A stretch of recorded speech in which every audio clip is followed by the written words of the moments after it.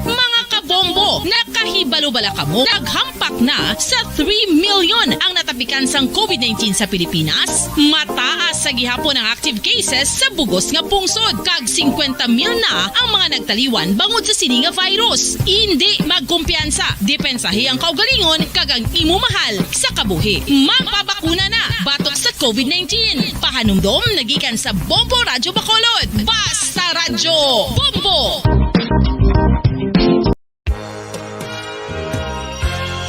Yari na ang isa sa nakapabaylo kag nakabaton sang brand new radio set with AM and FM band kag 1,000 pesos cash. Nagikan sa Bombo Radyo Bacolod.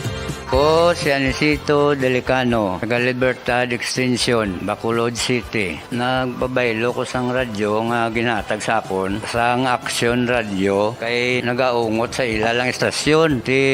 Hindi ko kapamati sang iyasang bumbo, mga lapit naman sa katuig ni nga ginatag nila sa akon. Amo na mo lang ni ang imo nga mamatian ang Action Radio lang. Amo ini nga radyo ang ginapangatag nila. Gindala ko di sa bumbo kay pabayluan ko sang iyasang bumbo nga radyo nga wala sa ungot sa isa lang ka stasyon. Kag manami kay bag-o, kag wala guba, may suga pa. Kag ang 1,000 nga ginatag sang bumbo, mapasalamat gid ko kay may nagbakal na kusudan. Sing una ga bindors ko ti kay ginkakasama kami sa Libertad, di way nako kan sa balay na lang ang akon bata ang mga nagasuporta sa akon. Eh bakal ko bulong ko may may apo ko kag taas akon sugar. Ga pasalamat gid ko sa Bombo Radio sang ginatag nila nga 1,000 kag ang radyo. Salamat gid. Basta Radyo Bombo number 1. San o ikaw ulihi nga nag-ilis ang sponge nga ginagamit mo sa paghugas sa mga kitchen utensils? Ang kitchen sponge mga kabombo, ang mas mahigko pa sa toilet. In fact, ginpahayag sang microbiologists nga ang mga butang nga ginagamit naton sa pagtilo sa mga dishes ang pinakahigko nga bagay sa balay. Sa isa ka pagtuon nga na-publish sa journal nga Scientific Reports, ang spongy bacterial colonies ang mas delikado sa aton ikaayong lawas. Bangod sini, ginarekomendar sa mga researchers nga dapat islan ang sponge kada simana. Ang kitchen ang lugar sa aton balay kung sa diin nagasugod ang mga new bacteria. Bangod sa human traffic kag food preparation. Bangod ang sponge ang masami nga warm, mabasa kag matrace ang old food. Ini ang ideal nga breeding ground para sa bacteria. Suno sa pagtuon, maayong idea nga tinluan ang sponge kada tapos gamit. Apang ginasuggest sa mga researchers nga regular nga islan ang kitchen sponge. Ang kitchen ang lugar sa aton balay kung sa diin nagasugod ang mga new bacteria. Bangod sa human traffic kag food preparation. Bangod ang sponge ang masami nga warm, mabasa, kag may trace ang old food. Ini ang ideal nga breeding ground sa para sa bacteria. Suno sa pagtuon, maayong nga idea nga tinluan ang sponge kada tapos gamit, apang ginasuggest sa mga researchers nga regular nga islan ang kitchen sponge. Mga kabombo, madamo gid ang pagkaon apang ano bala. Ang dapat himuon kung may matabo sang suspected foodborne illnesses. Kung may matabo nga suspected foodborne illnesses, dapat i-preserve ang mga ebidensya. Kung may bahin sang suspected food nga nabilin, taguon ini. Putson sang maayo kag ibutang sa freezer. Magpabulong sa gilayon. Kung ang sintomas nagapadayon o kung nagalala, gilayon nga magkadto sa doktor agod magpakonsulta. Hindi man magkalipat nga i-report ang insidente sa local health department. Mga pamaagi para mangin matinlo kag safe ang aton mga pagkaon. Ipabilin nga matinlo ang palibot. Isiparar ang hilaw sa naluto ng mga pagkaon. Lutuon sang maayo ang mga pagkaon nga dapat lutuon. Taguon ang mga pagkaon sa safe nga temperature. Depende sa kinahanglan sang klase sang pagkaon. Maggamit sang safe nga tubig kag raw materials.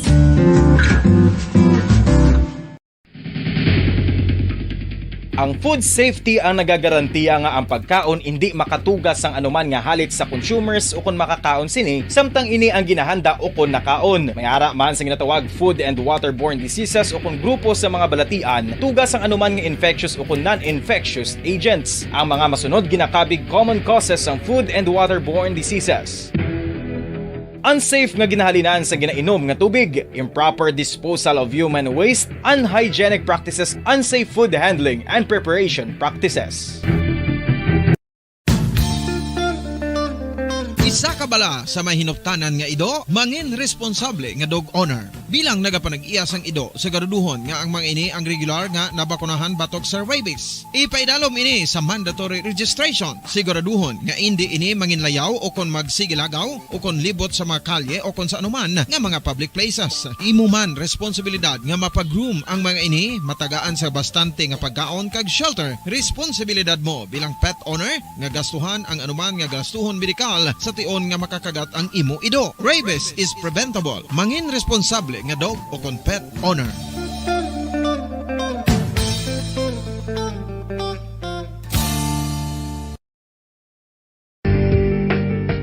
Kinahanglan mo bala nga mag-recharge? Hindi mo na kinahanglan nga magsalig pa sa caffeine. Bangod ang pag-power nap ang makapaboost sang memorya, cognitive skills, creativity, kag energy level. Ang power nap o kon cat nap ang pagtulog sang malipot nga oras kag may tinutuyo nga i-revitalize ang isa ka persona. Masami ini nga nagadugay sang 15 tubtob 20 ka minutos ginahimo kun udto o kun hapon. Santo sa pagtuon, mas mangin alerto ang isa ka persona kung maka-power nap ini. Nagapabuhin man ini sang stress kag nagapa-improve sang cognitive functioning. Isa ini kapamaagi agud nga ma-refresh ang utok sang tawo kung ginakapoy. Bagluwas diri, nagapanubo man ini sa risgo sang heart disease.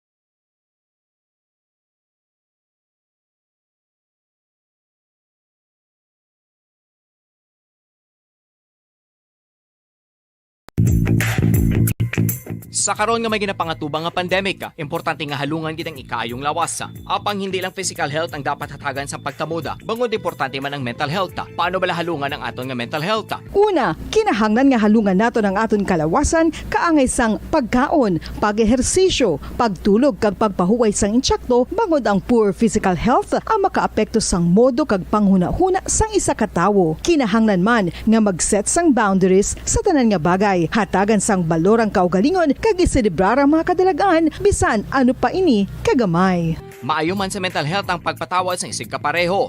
Bangod ginarelease ni ang kabugat sa Balatyagon subong man ang pagkamapasalamaton. Sunod sa research, dako man ang mabulig sa pagpangamuyo sa paglikaw sa stress. Tips agud malikawan ng insomnia. Ang pagtulog sang maayo ang makaapekto sa mental kag physical health sang isa ka tawo. Apang kung kaisa hindi maligar nga nagaka-eksperyensya sa ginatawag nga insomnia, gani ari ang matip sa gud malikawan ini kag mas makatulog sang maayo mga kabombo. Kinahanglan nga pareho ang oras ang imo pagtulog kag pagbangon kada adlaw agud maset ang imo nga body clock. Kun adlaw, mas maayo nga buksan ang mga kortina agud makasulod ang kasanagon, paglakat-lakat kun aga kag pag-ehersisyo. Kun gabi, likawan ang mga masanag nga screen kaangay sa mga gadgets kag TV. Limitahan man ang pagkaon kag mga ilimnon nga may caffeine kag nicotine bagod makatuga ini sang problema sa pagtulog. Likawan man ang pagkaon sang madamo, pag-inom sa alcoholic drinks, pag-inom sang madamo nga tubig kag ang pag-overthink antes magtulog.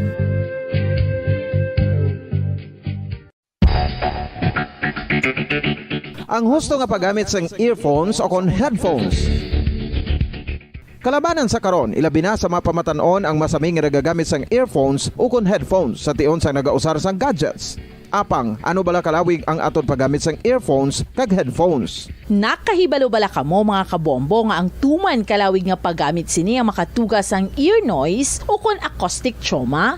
May pila naman ka tips nga makabulig agud mahalungan naton ang aton dulunggan kag pamatinan. Dapat nga ipabilin nga yara lang sa 60% ang volume sang aton nga mga earphones o kon headphones. Likawan nga masobra sa 4 to 5 ka oras ang tayuyon nga paggamit sang earphones o kon headphones. Magtala na sang 15 minutos nga break matapos ang isa ka oras agud nga makapahuway ang aton palamatinan. Masami nga tinluan ang earphones o kon headphones kag mas maayo nga gamiton ang duha ka earpiece sang aton nga mga earphones.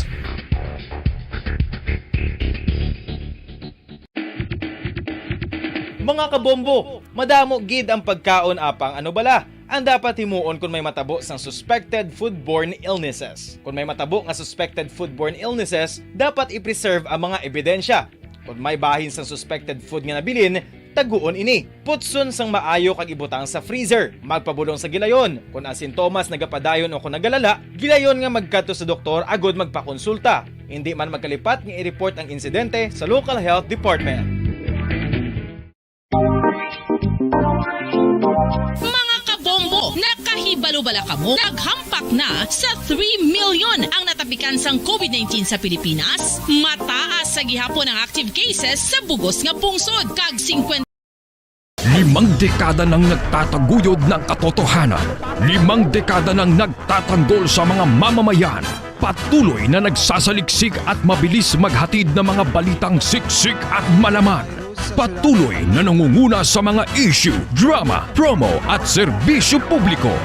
Ito ang Bombo Radyo Bacolod, ang pambansang radyo ng Pilipinas. Fast Paradyo Bombo! Oras sa Bombo Radyo Bacolod, Philippine Standard Time, in punto alas 5 sang hapon na. Bombo Radyo Bacolod. Number 1! Fast Paradyo Bombo! Mayong hapon syudad sa Bacolod, probinsya sa Negros Occidental sa bugos nga Pilipinas ag bugos nga kalibutan. Nyari na ang amon niya pagdulong sa inyo sa mga panibag-o mainit yan nagabagang mga balita diri sa Bombo News and Views Afternoon Edition. Subong nga adlaw Martes, petsa 19 sa bulan sa Abril sining tig 2022. 20 kaadlaw na lang nabilin ng tisang May 9, 2022 national and local elections. Kakaroon kadto na kita sa aton nga mga headlines. Isa ka miyembro sa NPA patay sa engkwentro batok sa mga soldado sa banwa sang Kawayan, Kainas ang aga. 4 kakatapos ang NPA, nagsungka dala ang ila armas sa banwa sang Calatrava. Police Regional Office 6 magasunod sa instruction ni Presidente Duterte nga sundo ng alunan doktrin para sa mga kandidato. Vote counting machines nga gamiton sa syudad sang Bacolod sa eleksyon, yara na sa warehouse. Vote counting machines nga gamiton sa probinsya sa Negros Occidental, nag-abot naman. Conversion sang Carlos Hilado Memorial State College bilang isa ka universidad, aprobado na sang CHED and Bank. Oras sa Bombo Radyo Bacolod, Philippine Standard Time, 2 minutos na nakaligad sa taknang alas 5 sang hapon. Kagamuyad to mga kabombo nga to niya mga headlines sa karon. Saylo na kita sa mga detalye na sa nga to nagapanguna nga mga balita. Upod sa inyo, mga tag-balita. Bombo, Gloria Fatal Shario. Kag Bombo, Zaldi, Foro, the second, kakaron. Kadto na kita sa detalye na sa ato nagapanguna nga balita. Isa ka miyembro sa New People's Army o NPA ang patay. Kadungan sa engkwentro batok sa mga soldado sa sitio Bahay, Barangay Kaliling, Kawayan, Negros Occidental, pasado alas 6 Kainas ang aga. Sunod kay Brigadier General Inocencio Pasaporte, Commander ng 303rd Infantry Brigade, mayara sang nabaton niya impormasyon ang tropa sang gobyerno nagikan sa mga pumuluyo. Nga mayara sang armado nga mga tawo sa nasambit nga lugar. Ginvalidate sang tropa sang gobyerno ang nakuha nga impormasyon apang ilang nga naengkwentro ang hindi magnubo sa 15 ka mga miyembro sang Platoon 3 sang Southwest Front o kon SWF sang Kumiting Rehiyon Negros, Cebu, Bohol, Siquijor o kon KRNCBS. Matapos ang napulo ka minutos nga bayluhan na isang lupok, isa ka rebelde ang napatay kag na-recover man ang isa ka M16 rifle sa encounter site. Samtang 4 kakatapos ang New People's Army ang nagsurrender sa kapulisan dala ang ilang mga armas luthang sa banwa sang Calatrava, Negros Occidental sa nagligad nga Semana Santa. Ginkilala ang mga ini nga sanday alias Jericho sang sitio Tipolo, Barangay Pantao alias Rambo sang sitio Tulangan, Barangay Pantao kag Arnel sang sitio Ania, Barangay Winaswasan. So una ginsurrender ni alias Rambo ang isa ka unit sang 38 caliber revolver nga may defaced serial number nga loaded sang 4 ka live ammunitions. Ikaduha ang ginsurrender ni alias Jericho ang isa ka unit man sang 38 caliber revolver nga loaded man sang 5 ka live ammunitions. Samtang sa balay naman ni alias Arnel ukon Babes ng sungka man ini kaupod ang isa ka unit sang 38 caliber revolver nga may defaced serial number nga nagaunod sa 3 ka live ammunitions. Samtang una na nga nagsurrender sa mga otoridad si alias Robin, siya ang Regional Striking Force RSF sa idalom sa pamanguna ni Ka Rigor. So kay Police Lieutenant Colonel Ryan Manungdo, Commander sa Special Action Battalion 6, nga may una na nga nagsungka agod nga mapamatud-an nga hilway kag maayo ang pagtratar sa mga kapulisan kag tropa sang gobyerno sa ila. Suno kay Manongdo, ang tatlo ang naulihi sa pag-surrender matapos nga nag-istorya si Alice Robin sa mga tropa sang nga may tatlo pa kaluyag nga mag-surrender nga katapos ang NPA nga ila man gin-facilitate. So diri mayara man nga mga nakuha nga ukon mayara man nga makuha nga benepisyo ang mga nagsungka nga rebelde paagi sa mga programa sang gobyerno para diri wala man sang gin-surrender nga high-powered firearms sa mga ang tatlo ka miyembro sang communist terrorist group.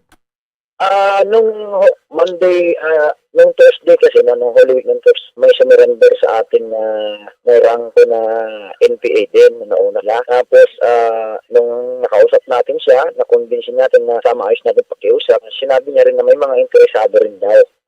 Pwedeng sumunod sa kanya, kasi makita na, yun nga, na safe sila. Safe. Ang kabayan sa pahayag ni Lieutenant Colonel Ryan Manongdo, Commander ng Special Actions Battalion 6. Ginkumpirmar sang hepe sang Calatrava Municipal Police Station nga wala sila sang na-monitor nga private armed group sa banwa sang Calatrava, Negros Occidental. Sa interview sang Bombo Radio Bacolod kay Police Major Lumiaen Lidawan, hepe sang Calatrava Municipal Police Station, wala man sang presensya sang private armed group sa nasambit nga banwa. Apang aminado man ini nga ginbutang ang banwa sang Calatrava sa kategory red bangod sa presensya sang communist terrorist group. Apang ginatagman ni Lidawan nga hindi man tuman kadako ang problema. Ang akon nga problema ang presensya sang rebelde sa banwa sang Calatrava. Ginpahayag man sang hepe nga ang hindi man nga aplikable ang paggamit sang alunan doctrine sa banwa bangod wala man sila sang na-monitor nga nagagamit nga mga kandidato sang banwa sang private armed groups. Ang alunan doctrine ang gin-introduce ni Anay Interior Secretary Rafael Alunan III nga nagaserbe sa idalom sang administrasyon ni Fidel Ramos. With regards po dito sa Calatrava, mga politicians natin, wala kaming na-monitor na more than 2 ang bodyguard. Ang problema dito sa Calatrava is kaya naging red is yung sa communist terrorist group, yung present nila. Ang kaban sa pagpahayag ni Police Major Lumiaen Lidawan ang hepe sang Calatrava Municipal Police Station. Suportado sang Police Regional Office 6 ang ginpahayag ni Presidente Rodrigo Duterte kagabi nga ipatuman sini ang alunan doktrin. Samtang nagahilapit ang eleksyon, ginpahayag ni Presidente Rodrigo Duterte nga iya igapatuman ng alunan doktrin nga nagalimita sang numero sang armado nga gwardiya sa mga politiko sa pungsod nga posible makatuga sang political violence. Suno kay Duterte sa idalom sa nasambit nga pulisa, duha lamang ka mga bodyguards ang sarang nga maangkon sang kada kandidato kag kun masobra sa duwa makabig na ini nga private army. So sa presidente, dapat limitahan sa mga kandidato ang ilang nga kaugalingon kag kun pamatyagan nila mayara sang pagpamawag batok sa ila, ipatawag sang regional director o chief of police kag istoryahon nga likawan lamang ang away labi na gamit ang armas. Ang alunan doktrin ang ginintroduce ni Anay Interior Secretary Rafael Alunan III nga nagserbe sa idalom sa administrasyon ni Presidente Fidel Ramos. Sa interview sang Bombo Radio Bacolod kay PRO6 spokesperson Police Lieutenant Colonel Arnel Solis, suportado sang PRO6 ang pagpatuman sang alunan doktrin. Sa alunan doktrin sa kay Solis, ginalimitahan ng mga politiko sa duha ka security personnel nga mahimo makuha sa Armed Forces of the Philippines, Philippine National Police kag licensed security agencies. Samtang malinong agbatawhay ang padayon nga pagpatigayon sang kampanya sa Western Visayas. So sa tagbabasang PRO6 wala man sila sa na-monitor nga mga politiko sa rehiyon nga nagagamit sang private armed groups. Nagpanugyan man ini sa tanan nga politiko nga hindi na kinahanglan maggamit sang private armed groups bango tuyo-tuyo sang tanan nga makapatigayon sa malinong kag matawhay nga eleksyon sa Western Visayas. Dugang pa nga panugyan ni Solis sa mga botante nga hindi pag-ibaligya ang boto kag mangin maalam sa pagpili sa mga kandidato nga pagabotohon. Samtang gindala na sa isa ka warehouse ang vote counting machine sa kan VCM nga nagabot sang Huwebes Santo sa syudad sa Bacolod. Sa interview sang Bombo Radio Bacolod kay Bacolod City Election Officer Attorney Rivo Sorbeto, ang para sa syudad sa Bacolod ang mayara sang 450 ka mga vote counting machines sa kan VCM nga gamiton sa syudad para sa May 9, 2022 elections. Suno kay Sorbito, magluwas sa VCM nagabot man ang isa ka laptop nga paggagamiton para sa canvassing sa mga boto. Suno sa election officer, madasig man ang pagwa sang resulta sang election kung wala lamang sang maengkwentro nga problema kag santo sa personal sini nga eksperyensya sa iban nga syudad nga na-assign ini. Alauna o kon alas 2 ang kaagahon sang madason nga adlaw natapos na ang pag-canvass sa mga boto kag nagagwa ng resulta kung sa diin ginalauman niya man nga matabo sa syudad sang Bacolod, posible nga maengkwentro nga problema sa eleksyon amo ang pagmalfunction sang VCM kag SD cards. Gindula man ni Sorbito ang kahangawa sang publiko nga mahimo nga madaya ng VCM bangod humalin sa nag-umpisa ang automated elections sang 2010. Antes ang eleksyon, ang mga election machines sangin pa idalam sa final testing kag sealing nga ginpakita sa publiko agud testingan ini paagi sa mock election kag ginalantaw kun insakto ang pag-isip kag pag-total sang boto kag gina-zero ini agud nga mapakita nga wala sang unod ang memory sang counting machines. Nagpasalig man ang election officer nga ang COMELEC ang nagapatigayon sang eleksyon ang honest, credible kag accurate election. It's actually, ever since we started the automated elections in 2010, it's a matter of faith sa machines. This was tested, and at function din pang check nga andar, and at the same time, before elections, kasi final testing and sealing that is open to the public. Ang kabayan sa pagpayag ni Bacolod City Election Officer Attorney Rivo Sorbito. Samtang nagabot man ang vote counting machines nga pagagamiton sa probinsya sang Negros Occidental sa adlaw sang eleksyon. So kay Negros Occidental Provincial Election Officer Attorney Roberto Salazar, gindala na sa hilway nga lugar ang 2,906 ka mga VCMs nga nagabot sang Huwebes Santo kag ini ang gindala direkta sa hub sang F2 Logistics. So kay Salazar, kompleto na ang VCMs para sa probinsya bangod ang cluster precincts sa probinsya ang yara man sa 2,906. So sa Provincial Election Officer, yara naman sa warehouse ang mga batteries, ballot boxes, kag iban pa nga election supplies. Ang ginapaabot naman sa probinsya sang Negros Occidental kag syudad sang Bacolod ang official ballots.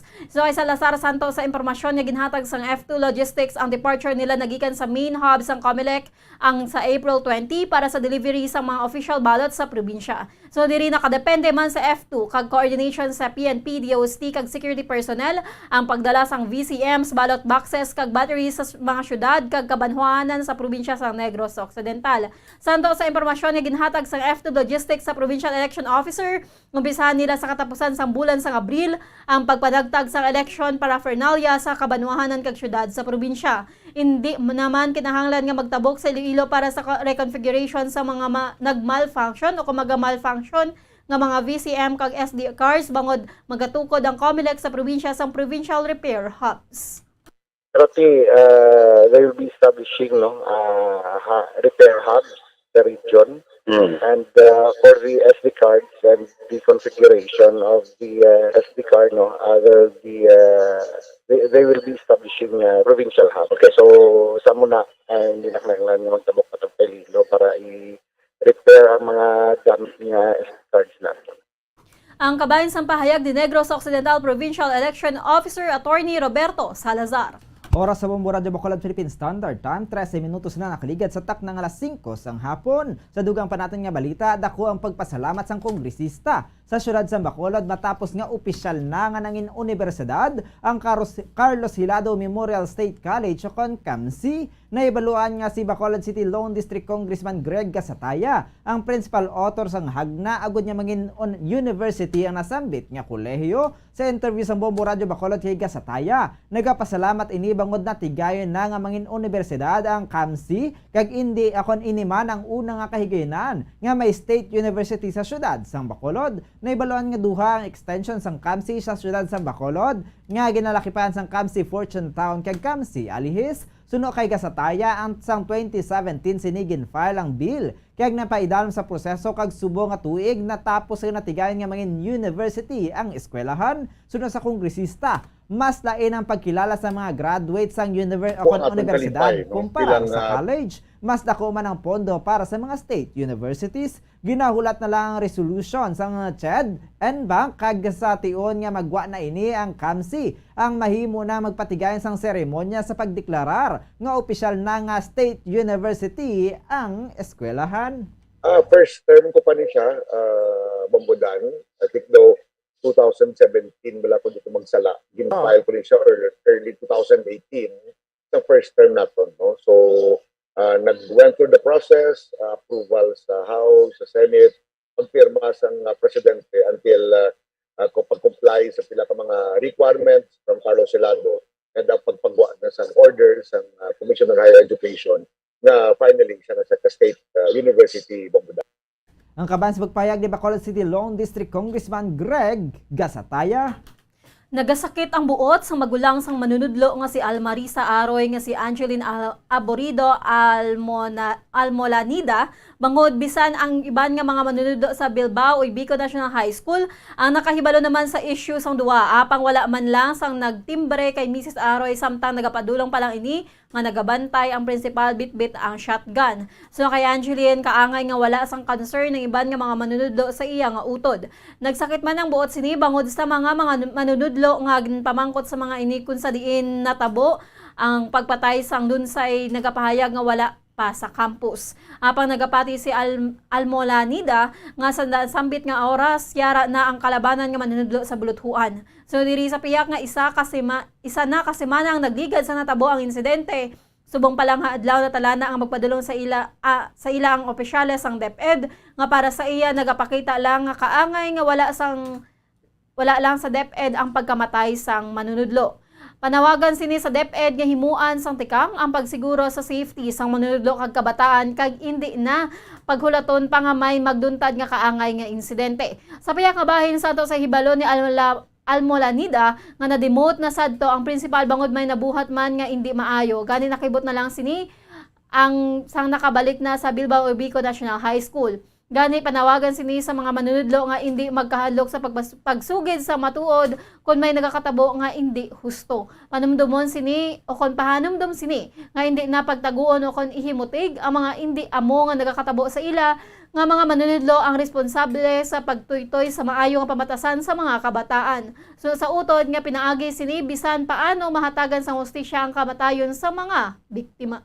Samtang Mayo 19, kaakon mayara sang 19, ka mga panibago nga military personnel ang mangin kadugangan sa puwersa sang 79th Infantry Battalion sang Philippine Army. Sunod kay Lieutenant Colonel J.J. Javenes, commanding officer sang 79th IB, ang panibago nga recruit ang mga tumandok man sang Negros Occidental. Dako naman ini nga kadugangan suno sa Army Commander, ilabi na nga magapatigayon sang security assistance sa mga militar para sa eleksyon. Ang mga panibago nga soldado ang nagtraining sa Hamindan Capiz nga gikan sa 3rd and 5th Infantry Division. Iban sa mga ini ang kabaylo sa mga soldado nga ginkuha man gikan sa 79th IB kagid padala sa iban nga units. Sa 19 ka mga panibago nga military personnel, isa sa mga ini ang babayi, samtang 18 naman ang mga lalaki. Suno kay Javenes, ang iban nga mga units ng militar ang mahimo ginpadalaan man sang kaangay nga numero sang dugang nga manpower. Kahapon opisyal nga ginwelcome sang unit ang 19 ka mga panibago nga personnel nga sa madumduman duha naman kasimana nga yara sa unit. Kaya nagpatigayon pa sang training kag indoctrination. Kahapon opisyal na nga nakagraduate ang 19 ka panibago nga soldado. Mensahe naman ni Javenes sa mga nag-graduate nga sundon ang moto nga professionalism kag sa sunod akon sundon sang partisan sa eleksyon. Ako naman ay Mrs. Sundo na diba nilang atong motto, no, which is professionalism. Of course, maging non-partisan sila kada political palabuton ng election. Kag imuon lang nila ang ila mga duties, responsibility na maginayo ang ila pagserbisyo sa tao kag armed forces. No? Umulang man ang ako nabilid sila kadino. Ang kabayan sa pagpayag ni Lieutenant Colonel J.J. Javenes, ang commanding officer sang 79th IB sang Philippine Army. Consistent ang papanguna sang Bacolod o Bago City Police Station kag Valladolid Police Station sa Unit Performance Evaluation Rating o UPER sa Negros Occidental Police Provincial Office sa Enero kag Pebrero subong nga tuig. Sunod kay Police Lieutenant Abigail Donasco, tagpamaba sa NOCPO sa city level ang Bago City Police Station. Amo ang nagpanguna kung sa diin sila ang nakaangkon sang 89.37% rating sa bulan sang Enero, samtang 92.49% rating naman sa bulan sang Pebrero. Nagpangadua naman sa city level ang Silay City Police Station kag ikatatlo ang Talisay City Police Station. Sa Enero samtang sang Pebrero, nagpangadua ang mga Talisay City Police Station kag pangatlo ang Victoria City Police Station. Samtang nagpanguna naman sa municipal level ang Valladolid Municipal Police Station nga nakaangkon sang 88.44% ratings, sang Enero kag 89.34% rating sang Pebrero. Sang Enero nagpangaduha naman sa municipal level ang Pulupandan Municipal Police Station kag panganatlo ang Pontevedra Municipal Police Station. Samtang sang Pebrero naman nagpangaduha amo ang Pontevedra Municipal Police Station kag nagapangatlo ang Toboso Municipal Police Station. Suno kay Donasco ang paghatag sang pasidungog ang ginpatigayon kahapon sang aga kadungan sa ilang flag raising ceremony sa Nokpo headquarters. Patag sini nga may mga parameters nga basihan sa rankings kag ini ang gidalakipan sang operational kag administrative accomplishments kun sa diin dako ang naganar nga puntos sang Bago City Police Station kag Valladolid Municipal Police Station. Kasubong man sa bahin sang police community relation activities kun sa diin madamo ang mga ini sang napatigayon nga mga programa kag aktibidad. So kay Donasco, ginapanugyan ni Nokpo Director Police Colonel Leo Pamitan ang reward system sa mga Chief of Police sa tagsaka police stations agud nga makaangkon sa pagdugang sa efforts sa mga madala ang estasyon sa ibabaw. Nagalaom ini nga mangin pamaagi ini agud mahangkat pa ang tagsaka police station nga mas pasanyugon pa ang pagtrabaho bangod sa tion nga sila ang magtop. Ini ang may kabaylo man nga commendation. Patag di Donasco nga ang commendation na ang magasulod sa tagsa ka individual records sa mga police personnel o kung personnel nga kaupod sa police station nga ginpasidunggan. Ilabi na kun madamo ang mga ini nga mabaton nga commendation. Ang Bago kag Valladolid, ma'am, consistently top sila sa January kag February nato na super, ma'am, or unit performance evaluation rating. Muna ang gin-awardan sila during our flag racing. Sa aton unit performance evaluation rating, may mga parameters kita, ma'am. Muna ang aton accomplishments, ma'am, operational naton kag administrative accomplishment. Nakakuha sila na puntos, ma'am. Ang kabayan sa payag ni Nokpo spokesperson Police Lieutenant Abigail Donasco. Mayara na sang persons of interest ang kapulisan sa pagluthang patay sang isa ka lalaki sa sitio Taclaron, Barangay Minapasok, Banwas ang Calatrava sang Domingo sang aga. Naibaluan niya nagamaneo sang multicab ang biktima nga si Elmer Martorillas, 31 anyos, nagikan sa puluyan sini sa sitio Victory, Barangay Minapasok, kag magapadulong kuntani ini sa barangay proper. Apang pag-abot sa sitio Taclaron, ginlambatan siya sa mga suspitsado kag ginluthang sa makapila ka beses ang gintunaan sang iya nga kamatayon sa inisyal nga pag-usisa sa mga pulis. Personal grudge o kon pagdumot ang motibo sa krimen. Hindi pa sa karon mapalayag sang kapulisan ang ilang mga persons of interest samtang nagapadayon pa ang investigasyon sa krimen. Nagapanawagan man ang mga pulis sa mga nakasaksi sa krimen nga magbulig sa paghatag sang hustisya sa biktima. Na-recover sa crime scene ng 5 ka basyo sang 3 ka bala sang caliber 9mm kaga subong man ang basyo sang bala sang M16 rifle. Kag sa katapusan nga balita, nabuhusan na sang semento ang ginbakbak nga dalan malapit sa Old Airport sa Barangay Singkang Airport sa siyudad sang Bacolod. Sa pagpadulong sa Bomba News Team sa lugar, halos nagbala na ang semento nga ginbuhos sa ginbakbak nga dalan kag ginahulat na lamang nga mabutangan sang asfalto. Samtang nagapadayon naman ang pagkayo sang dalan sa Lopez Haina padulong sa Burgos Market. Oras sa Bombo Radyo Bacolod Philippine Standard Time, 23 minutos na nakaligad sa taknang alas 5 sang hapon. Kagamuyad to mga kabombo nga amon nga mga pagdulong sa inyo sa mga panibago. Mainit yung nagabagang mga balita diri sa Bombo News and Views Afternoon Edition. Subo nga adlaw Martes, petsa 19 sa bulan sang Abril sining 2022. 20 kaadlaw na lang nabilin antes ang aton nga May 9, 2022 national and local elections. Antes kita magtako patundanay panumbalikan ng aton nga mga headlines. Isa ka miyembro sang NPA patay sa enkwentro batok sa mga soldado sa Banwas ang Kawayan kaina sang aga. 4 kakatapos ang NPA nagsungka dala ang ila armas sa Banwas ang Calatrava. Police Regional Office 6 magasunod sa instruction ng Presidente Duterte nga sundo ng alunang doktrin para sa mga kandidato. Vote counting machines nga gamiton sa siyudad sang Bacolod sa eleksyon yara na sa warehouse. Vote counting machines nga gamiton sa probinsya sa Negros Occidental nagabot naman. Conversion sang Carlos Helado Memorial State College bilang isa ka universidad aprobado na sang CHED-AN Bank. Hagamuyad to ang aton nga mga headlines. Standby naman kita sa aton nga masunod nga programa, ang Bombo Reports Afternoon Edition. Makaupod naman naton si Bombo Dennis Rubica. Sa katapusan kami nga nangintag balita. Bombo Glorified Alciario. Kag Bombo Zaldi Foro II para sa pamansang radyo ng Pilipinas. Consistent, overall number 1 sa Bacolod, Basta Radio Bombo! Kagkaroon sa ato naman nga Bombo News Analysis nga ginpadala sa aton maupod nga tagpalamati pagabasahon ni Bombo Daniel Lecciones may tigulo, malapit na lang. Adlaw sang eleksyon nagahilapit na. Mabatian na nimo ang mga isyu nga wala nimo mabatian sang una para lang matibuong ang ila kandidatura, ang imo personalidad mansahan nila para pagwaon nga sila lang ang makibalo magpanghimanwa. Ang ining eleksyon dili naton may baloan kung nag-alam na ang mga Pilipinohon o kung may ara pagid sang kwarta dalalon. Wala ginapaminsar nga anom naman katuig ang aton antoson.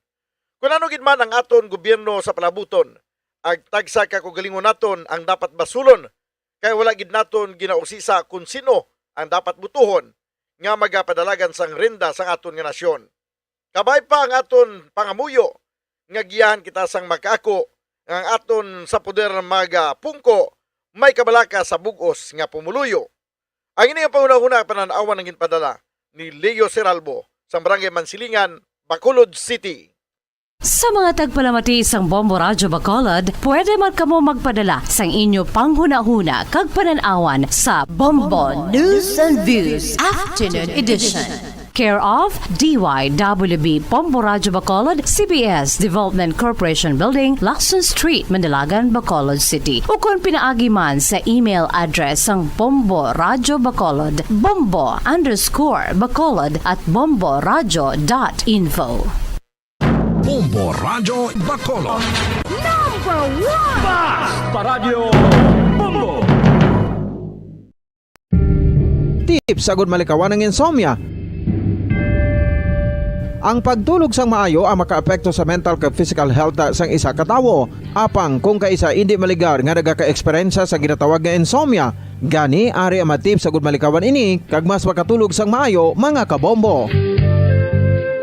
Kinahanglan nga pareho ang oras ang imo pagtulog kag pagbangon kada adlaw agud maset ang imo nga body clock. Kun adlaw, mas maayo nga buksan ang mga kortina agud makasulod ang kasanagon paglakat-lakat kun aga